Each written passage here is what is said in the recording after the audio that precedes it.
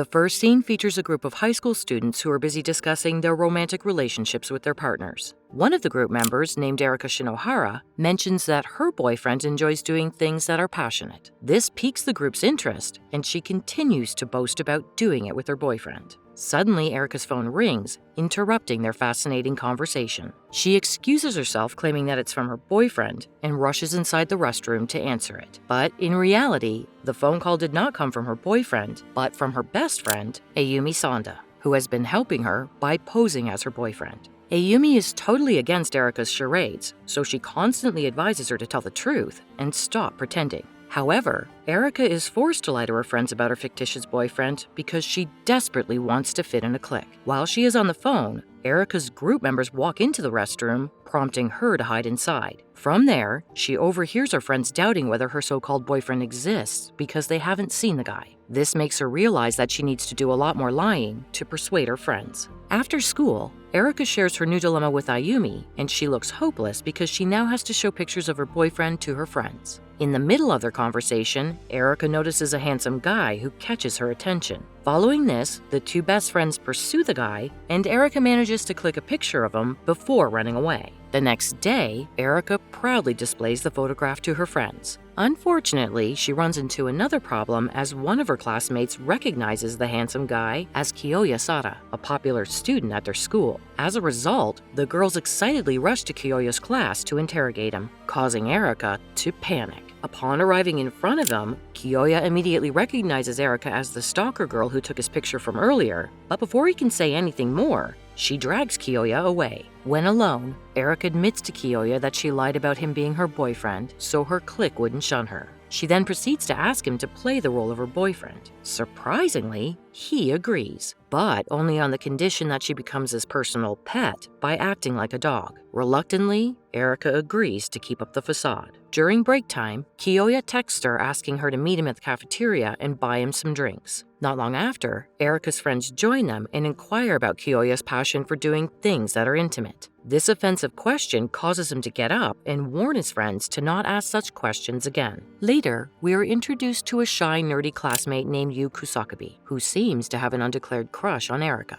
One day, Erika is being bullied by a group of female students who gang up on her for being Kiyoya's girlfriend. Thankfully, another attractive guy named Nozomi Kamiya shows up just in time to save Erika from the bullies. She thanks him for his assistance, but before she can leave, Nozomi holds her back and confesses that he has liked her for a very long time. Later that day, he texts her and invites her out on a date. Believing that he is a decent guy, she agrees to go with him. Kiyoya happens to read the message and warns her not to get involved with other guys. Hearing this, Erika reminds him that they are not a real couple, so she can't be accused of cheating or anything. However, he does not allow it and insists that she is his pet, who must obey his commands. Despite his protest, she decides to go on a date with Nozomi. On the date, they visit a lot of places and eventually end up in a cafe to enjoy some snacks. During this time, Nozomi suddenly shares that he'd be happy if they were dating in a romantic way, but that it is not possible because she is Kiyoya's girlfriend. Not wanting the opportunity to pass by, Erika admits that her relationship with Kiyoya is not real and that she is only pretending to fool her friends. Hearing this, Nozomi is pissed rather than relieved. He reveals that he doesn't really like her and only wants to exact revenge on Kiyoya by stealing his girlfriend, further saying that his date with Erika was essentially a waste of time and money, leaving her disappointed. Right then, Kiyoya walks in and punches him hard for insulting her before whisking her away. It is winter vacation and Erika stays at home with Ayumi, feeling envious of her friends who spend their holidays with their loved ones. Noticing her sour mood, Ayumi asks if she's sulking because she's grown fond of Kiyoya, but Erika vehemently denies it. Not long after, she receives a text from her group inquiring about her vacation and whether or not she spent time with Kiyoya.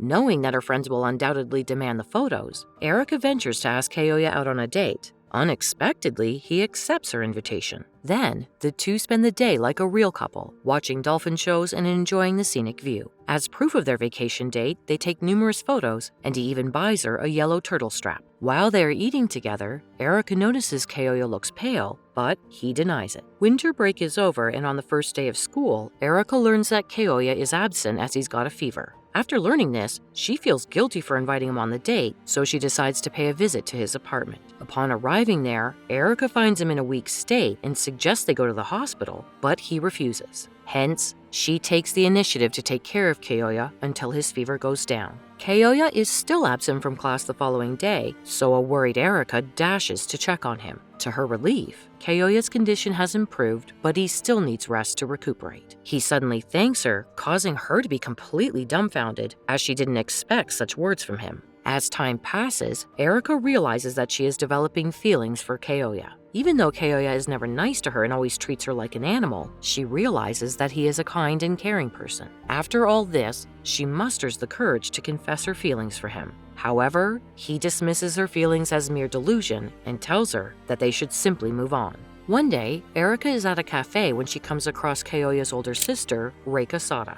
Erika introduces herself as Kyoya's phony girlfriend, who has grown to adore him. Reika bluntly tells her that a relationship with Kyoya will not bring her happiness because he is downright self-centered. However, Erika believes he is a kind and caring person, especially to those he considers special in his life. After hearing this, Reika seems to be appeased, so she gives Erika her phone number and tells her to call her whenever she needs to. A few days later, Erika receives a group assignment from her teacher, which requires her to be paired with her classmate Yu. Upon spending some time with him, she begins to notice his handsome face behind the geeky eyeglasses and advises him to be more confident in himself. During their conversation, Yu mentions a place called the Love Padlock Monument, where couples can tie their vows to each other and immortalize them with a personalized padlock. Furthermore, he suggests that she take Kyoya there and hang a lock to strengthen their bond. Erika likes the advice, so she buys a padlock and decorates it. Not only that, she also thinks of expressing that she has truly fallen in love with Kyoya. Later, the two meet in a cafe where she confesses her love for him once more, but this time more seriously. Much to her surprise, Kyoya also claims to have the same feelings about her. Erika is ecstatic at his confirmation, and she eagerly shares her desire to visit the Love Padlock Monument to celebrate, showing him the itinerary she devised for their trip. But her joy is short-lived because Kyoya soon begins to laugh, saying it was all a joke. He also mocks her for being easily duped, which devastates her. One day, the students go on a field trip, and just before getting off the bus, Erika confesses all her lies to her friends, including about her dating Kyoya. Hearing this, her friends are disappointed and angry at her for lying. Coincidentally, Yu overhears her confession. He approaches Kyoya and asks whether what she said was true. Kyoya refuses to respond and retorts that his affairs don't concern him at all. Erika's confession spreads like wildfire, causing her to become the target of gossip and bullies, and she even starts receiving hate texts from her friends. So, before turning off her phone, she leaves a message for Reika, apologizing for being a disappointment. During the entire tour, Erika stays alone and only visits the Love Padlock Monument. In the evening, Yu approaches her, and after a brief conversation, he expresses his feelings for her. He also promises that he will never hurt her or make her cry. However, Erika looks puzzled and chooses to remain silent. Elsewhere, Kyoya is seen with his friends, but his mind appears to be somewhere else. Shortly after, he receives a phone call from his sister who tells him that Erika truly loves him, making him determined to go to any extent for her love. She also informs him that she has decided to give up on winning his love because she believes that Kyoya does not have the same feelings. He suddenly realizes his mistake and no longer denies his feelings for Erika, which he has always kept hidden as he was too shy to confess. Wasting no time, he rushes to find Erika and asks his friends about her, but they have no clue as to her whereabouts. In the process, he bumps into Nozomi, who is annoyed that he is chasing after only one girl. Determined to prove his point, Nozomi shows Kyoya his 300 female contacts and boasts that they are all just a call away. Kyoya finds his understanding of happiness pitiful, so he questions if he feels protective over any of those women. He doesn't expect Nozomi to understand until he meets a woman who really matters. Following this, Kyoya continues to search for Erika by running through the streets and visiting the Love Padlock Monument, which she had planned to visit with him. However, he is unable to find her anywhere. Meanwhile, Erika turns out to be walking down the small alley looking for the yellow turtle strap that Kyoya gave her, which she lost somewhere around there.